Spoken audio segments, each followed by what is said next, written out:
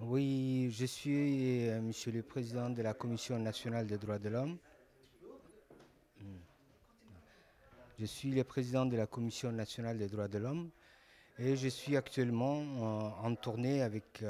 des collègues de la Commission nationale des droits de l'homme pour essayer de parler des droits de l'homme à Djibouti et en même temps essayer de sensibiliser la diaspora et les Djiboutiens présents ici pour leur montrer les progrès que la République de Djibouti a réalisés en matière des droits de l'homme. Il s'agit non seulement des droits économiques et sociaux, culturels que la République de Djibouti a ratifiés et a mis en œuvre depuis quelque temps. Il y a également les droits civils et politiques qui sont, que la République, dont la République de Djibouti est membre de la Convention sur les droits civils et politiques. Donc, ce qui fait que il y a lieu de savoir que la République de Djibouti a fait des progrès considérables depuis 1999 en s'investissant dans les matières des droits de l'homme. La première des choses, c'est la création de la Commission nationale des droits de l'homme et la création du comité interministériel pour la rédaction des rapports périodiques à l'adresse des organes des États-Unis, des organes des traités et à l'adresse du Conseil des droits de l'homme. Vous savez que, comme tous les pays, Djibouti a passé avec succès à l'examen périodique universel à Genève, là où plus de 60 pays ont interrogé les différentes autorités du pays sur la façon dont les droits de l'homme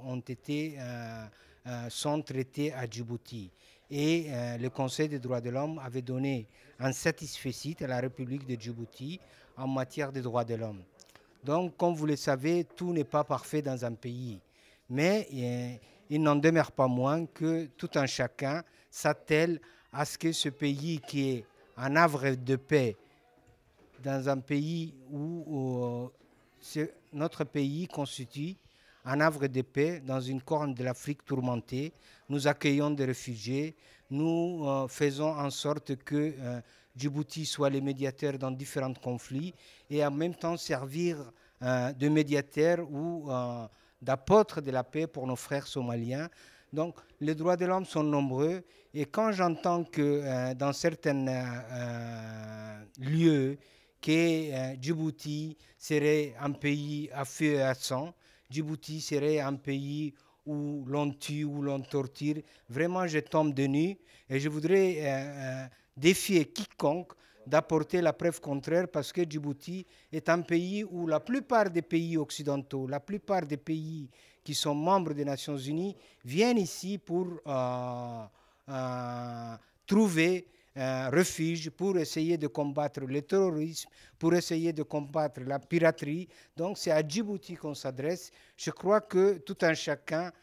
où qu'il se trouve, qu'il soit de la diaspora, qu'il soit des Djiboutiens, doivent savoir que le respect des droits de l'homme est une chose primordiale et que nous nous y attelons en tant que Commission nationale des droits de l'homme. C'est la meilleure des choses qui puisse nous arriver. Et toujours est-il que, bon, aujourd'hui, nous sommes en tournée ici à Bruxelles pour essayer de sensibiliser la communauté internationale et non seulement la communauté nationale sur les progrès qu'on pourrait accomplir, sur les modifications qu'on pourrait apporter à ce que les droits de l'homme soient quelque chose de bien établi à Djibouti. Et je crois que nous sommes sur la bonne voie actuellement et c'est une aubaine pour nous et en même temps un satisfecit pour notre pays qu'on puisse respecter les droits de l'homme et en même temps parvenir à un degré de développement puisque nous savons que sans les droits de l'homme, il n'y a pas de paix et que sans paix, il n'y a pas de développement. Donc, c'est le sine qua non du développement à Djibouti. Et pour ma part, je m'y attelle, et tout en sachant qu'il y a beaucoup de chemins encore à parcourir, mais je dois dire que Djibouti n'est pas ce pays décrié par certaines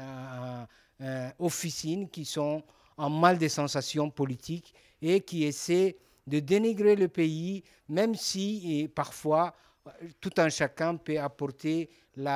l'autocritique, c'est-à-dire la critique constructive pour essayer d'améliorer les choses, mais détruire pour détruire n'est pas une chose aisée. Et je crois qu'on doit savoir que l'opposition armée et les partis politiques ne font pas bon ménage pour parler des droits de l'homme. Et je crois que ceux qui s'arrogent le droit de traiter des choses qui ne sont pas bien établies, des choses qui ne sont pas avérées, prennent le risque d'être un jour, c'est-à-dire rejetés par la communauté nationale parce qu'ils auront crié au loup, alors que le jour où ce loup viendrait, je crois que ces gens-là, personne ne les écouterait. Et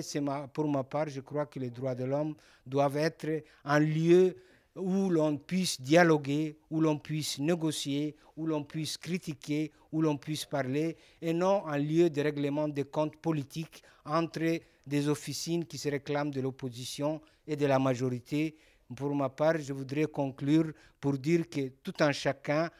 leur rappeler que l'invective, l'insulte, l'injure ne font pas bon ménage avec les droits de l'homme. Et je demanderai à tout un chacun de cesser de s'insulter comme ça, sans qu'on puisse apporter des éléments objectifs qui puissent concourir à la promotion et à la protection des droits de l'homme. Donc, pour ma part, je dis, soyons sérieux et parlons des droits de l'homme, négocions, dialoguons, mais cessons de nous insulter. Je vous en prie.